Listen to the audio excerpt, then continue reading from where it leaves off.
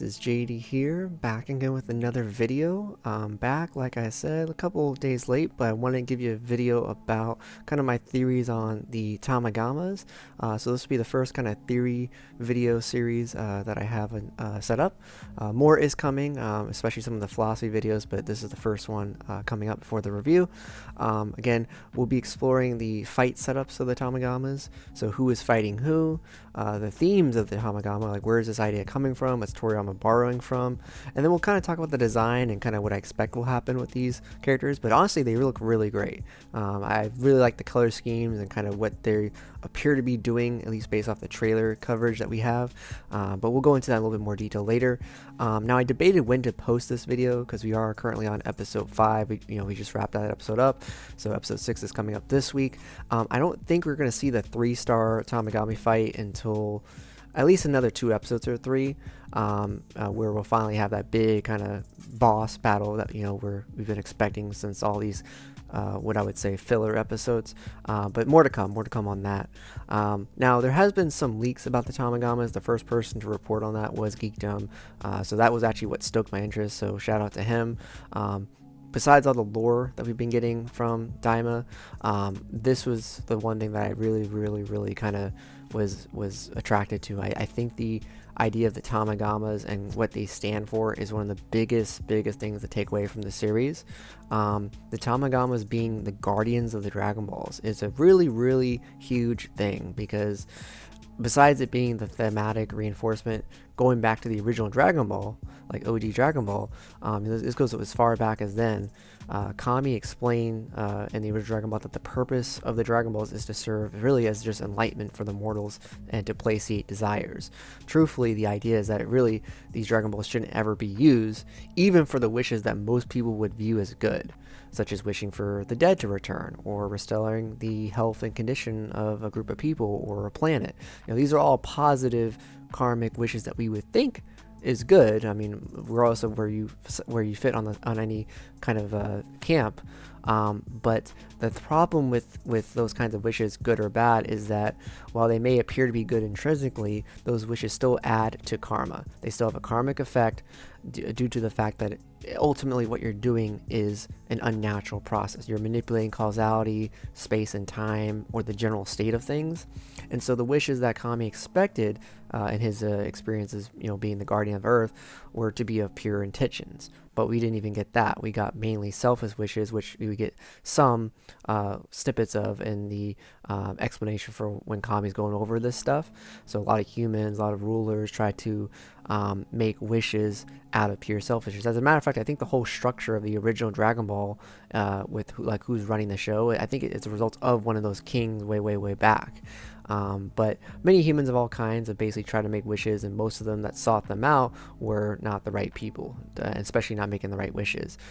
In Z, though, when we get to Namek, we finally see from the perspective of at least Frieza's men's and even Frieza, that according to Namekian elders, you must go through trials to earn the right to make a wish. It's a ceremonial act for warriors who, from whatever native village that they come from, are able to make the wish through combat or through some kind of a trial.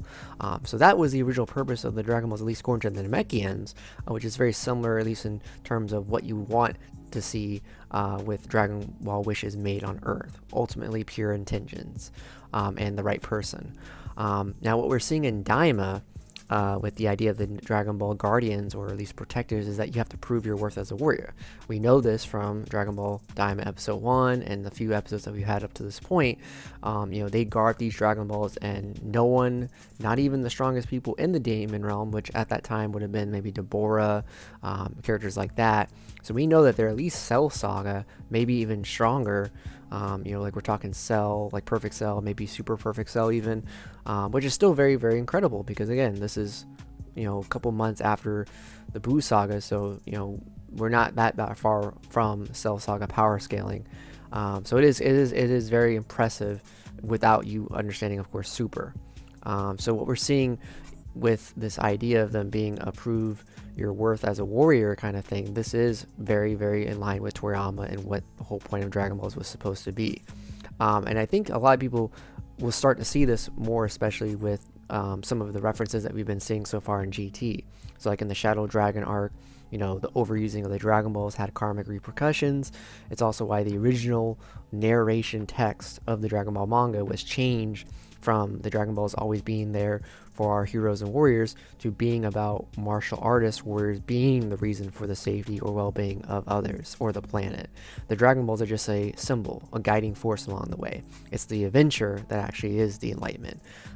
So that's the kind of idea they're going with, and we're as we see Daima and as this whole unwinds, we're gonna see Goku and his impact on the Demon Realm be made apparent, regardless of whether they ever get the Demon Realm Dragon Balls.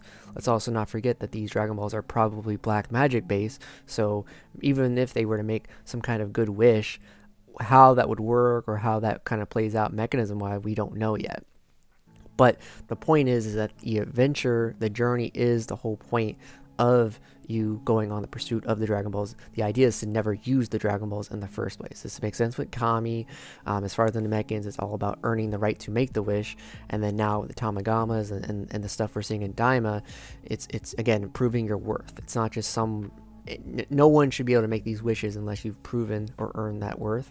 So I do like that idea, and I hope that it borrow more from the Shadow Dragons and the idea of karma.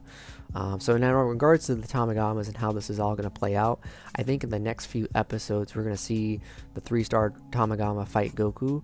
Now some people are thinking it's going to be like a full joint effort, and this could very well be the case, but if you look at the original Daima trailer, and near the end of the episode, it appears to be that it's Goku. It's just Goku fighting this third Tamagama. Now, it is possible that, especially if Goku loses, that maybe Vegeta, Piccolo, and the others will join in, and it might be a joint confrontation. I'm not sure how exactly that would be considered a challenge if it's 1 on 3 or 4, but we'll see how that plays out. But I think the first fight will definitely be just Goku. We'll probably see Super Saiyan, maybe even the other forms, but it's unclear. But I definitely think I'm gonna definitely venture out and bet that it's Goku that will be fighting the first Tamagama, and he might struggle. He might actually beat him barely, and that's when he realizes that he'll need more help with the other 2 Tamagamas. Totally could be wrong, but that's what I think is going to happen in the next few episodes. I do think by the end of the first fight that everyone will be together, but I think it'll be Goku fighting the third Tamagama by himself. Now, in the second realm, the second 2-star Demon Realm Tamagama, I think this one is the one with the trident weapon, which you can probably see right now on the art that I have. This battle will probably be based around water, since the second Demon Realm has the Namekian-like world, it has a Kaio world, possibly has the core tree that was talked about in the Danzenshuu. I think we're going to see more about the glens as has been evidenced in the second Daima trailer. I think Piccolo's going to have a big role in this fight, since he's obviously in the adventure for some reason other than just being a cast member. I think he's going to have a big fight, and this would probably be that point. So it's probably going to be something related back to the Namekian trials point that I made, or that I mentioned in the earlier part of the video. Now in regards to the third fight, the third and final Tamagama, the 1-star Dragon Ball, this is obviously the main one. We've seen it in episode 1 and other little snippets. This Tamagama is actually really cool. It has like a sword that has like teeth like incisions, so it's probably gonna have like a grinding effect if it clashes. Looks to be an aerial fight. There might be fire and some volcanic based stuff based off the backdrop. But I think this is going to be the most exciting fight. I think this is where the Demon King is, obviously. This is where maybe the other secret villains are probably at. So we'll see whether that fight gets interrupted or if they show up right after. I think this will be the most challenging fight. Definitely would expect to see Super Saiyan 3 and even maybe Fusion. This is probably the place to do it. I also expect this battle to kind of take place near the end of the series, right before whatever twist or final villains that show up. So this will probably be ways out. Now some are theorizing that we may see a Tamagama fusion, either by maybe them stealing the demon bugs or something entirely just based off the fact that, again, these are Dragon Ball like magic creations, so they might have their own type of fusion exclusive to them. I think it's possible. I think it may happen, and if it does, it may be similar to two things. It might be similar to the Universe Survival Saga with Universe 3 and the what do they call it, the mutant robot things that can turn into Anaraza. It could be something like that, or it might be similar to GT with General Rildo and the Machine Mutants and the Sigma Force. I think it actually might be more similar to that since it's pulling from a lot of GT. But that is definitely possible. It's definitely on the table that we could see fusion from them as like the final trial. So that'll be very exciting. But overall, hope you enjoyed the video. I really think the Tamagamis are going to be the selling point, at least for me, besides whatever fusion or new form that we get. So I'm excited to see them in other Dragon Ball media, such as Dokkan, Legends, and hopefully Spark and Zero. What do you guys think? Post your theories and comments down below. Always want to read them. Always want to see your guys' thoughts. I do have more theory videos along on the way, as well as some other philosophy explained videos. So stay tuned. And thank you for all the support. This is JD signing out.